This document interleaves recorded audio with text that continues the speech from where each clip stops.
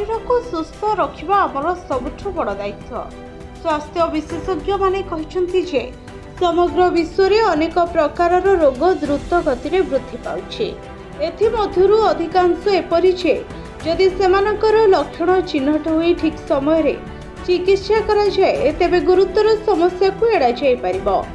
स्वास्थ्य विशेषज्ञों मतरे जीभर रंग परिवर्तन मध्य एक अंतर्निहित स्वास्थ्य समस्या जेपरिक संक्रमण किंबा अनेक प्रकार गंभीर रोगर लक्षण हो पारे। आम जीभ साधारणतः हालुका लाल गोलापी होता है। जदि आपण एथिरे कोनोसी असाधारण परिवर्तन देखते तेबे सतर्क हेबा जरूरी। स्वास्थ्य विशेषज्ञ माने कहती जे आम जीभ शरीर में होतुबा अनेक प्रकार रोग को सूचाई दिए। अनेक शारीरिक समस्या जीभर आकृति रंग एवं गठन उपरे प्रभाव पकाई पारे। केतेक रोगरे जीभर रंग सबुज नील किंबा कला हो जाए। तेबे जीभर साधारण रंगर सामान्य परिवर्तन सेमिति कौनसी क्षतिकारक नुहे।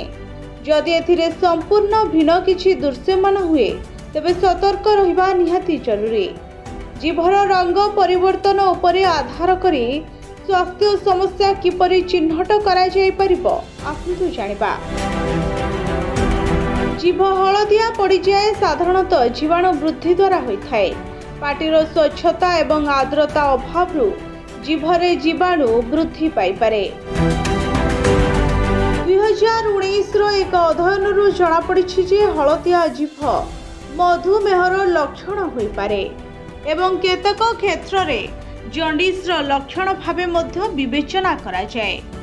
सही भली जीभर रंग कमला हेले ए प्रति ध्यान दबा निहाती दरकार। केतक एंटीबायोटिक एवं खाद्य जीभ को कमला रंग रे परिणत करे।